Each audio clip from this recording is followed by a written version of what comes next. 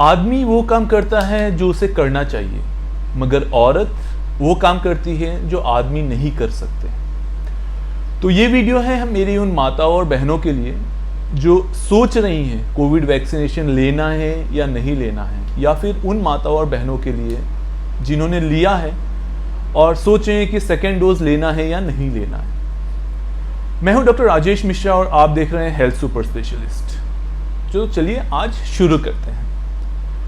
Covid vaccine pregnancy के दौरान कितना सेफ है और कितना कारगर है, आज हम यही चीज़ का डिस्कशन करेंगे। तो जैसे कि आपको पता है, मैं कोई भी चीज़ खुद से नहीं बोलता, मैं प्रॉपर साइंटिफिक एविडेंस के बाद बोलता हूँ।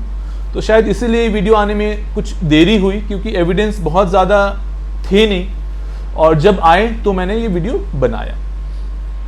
मई 2021 centre of disease control and prevention ने एक गाइडलाइन निकाली regarding Covid vaccination in pregnancy, जिसमें उन्होंने बोला कि कोई भी व्यक्ति जो 12 साल से ऊपर का व्यक्ति है वो वैक्सीनेशन ले सकता है, इररेलेवेंट कि वो प्रेग्नेंट है या नहीं है।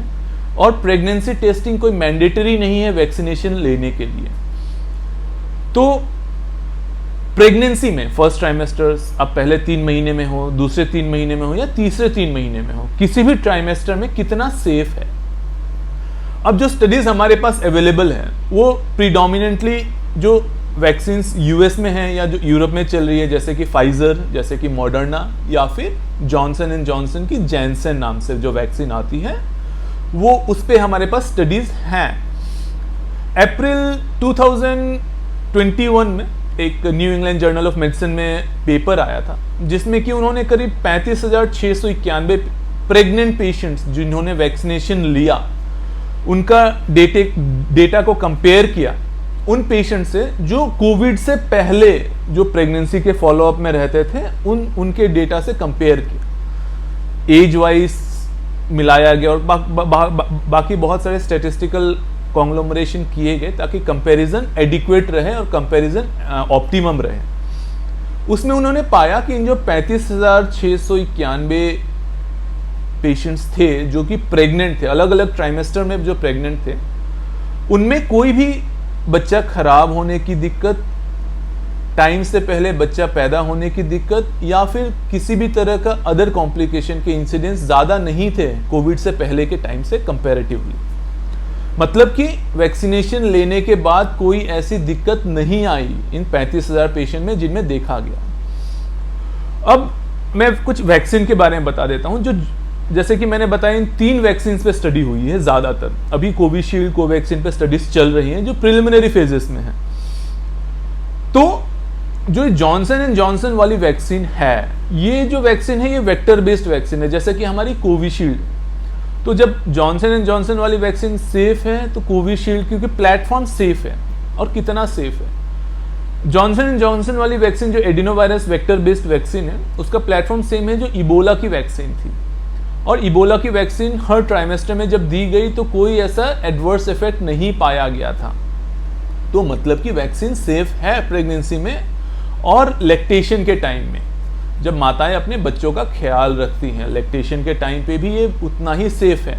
और एक बात, जब आप ये वैक्सीन लेती हो, मतलब कि प्रेगनेंसी के टाइम में जो भी माताएं ये वैक्सीन लेती हैं, तो वो जैसे कि अपने जेनेटिक्स को ट्रांसफर करती है, वैसे ही एंटीबॉडीज को भी अपने बच्चों को देती हैं। तो आपका बच्चा भी काफ़ी हद तक सेफ रहता है इस वैक्सीन लेने के बाद। तो ये वैक्सीन सेफ है आपके लिए, ये वैक्सीन सेफ है आपके बच्चे के लिए।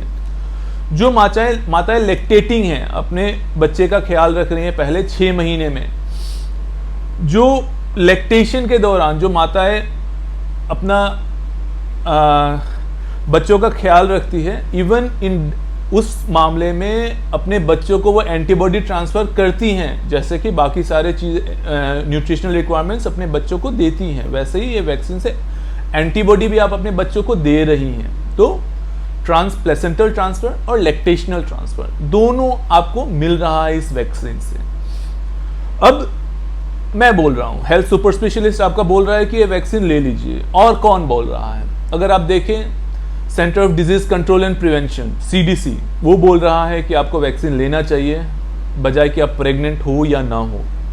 American college of obstetrics and gynaecology, the royal college of obstetrics and gynaecology, society of obstetrics and gynaecology of Canada, उसके साथ साथ बच्चों की जो सोसाइटीज है, अमेरिकन एकेडमी ऑफ पीडियाट्रिक्स, उन्होंने भी बोला है कि वैक्सीनेशन प्रेगनेंसी में देना चाहिए। Advisory committee on immunization practices ACIP, even वो सोसाइटी बोलती है कि प्रेग्नेंट पेशेंट्स में वैक्सीन लेना चाहिए और उसके कोई दुष्प्रभाव नहीं है। एक डार्ट करके सोसाइटी है जो डेवलपमेंटल एंड रिप्रोडक्टिव टॉक्सिसिटी को मॉनिटर करती है, उन्होंने क्या किया कि अप्रैल मई तक करीब करीब ये जो V-Safe ऐप है, एक ऐप है जिसमें कि जो प्रेग्नेंट लेडीज ये वैक्सीन लेती है वो अपने आप को इनकॉर्पोरेट कराती है उस ऐप में। तो उसमें करीब 1 लाख प्रेग्नेंट फीमेल्स का डेटा अप्रैल मई तक आ चुका है। तो जो डार्ट वाली सोसाइटी है, डेवलपमेंटल एंड रिप्रोडक्टिव टॉक्सिसिटी, उन्होंने देखा कि 1 लाख प्रेग्नेंट फीमेल्स को जो वैक्सीन मिला है उसमें कोई ऐसा सिग्निफिकेंट साइड इफेक्ट नहीं मिला है जिसके कारण से कोई आपको बताए कि ये वैक्सीन नहीं लेनी है। तो मेरी सारी माताओं से, मेरी बहनों से ये अनुरोध है कि आप ये वैक्सीन लें, ज़रूर लें। ये आपके लिए सेफ है, ये आपके लिए, आपके बच्चे के लिए सेफ है और ये आपके परिवार के लिए सेफ है। Thank you very much.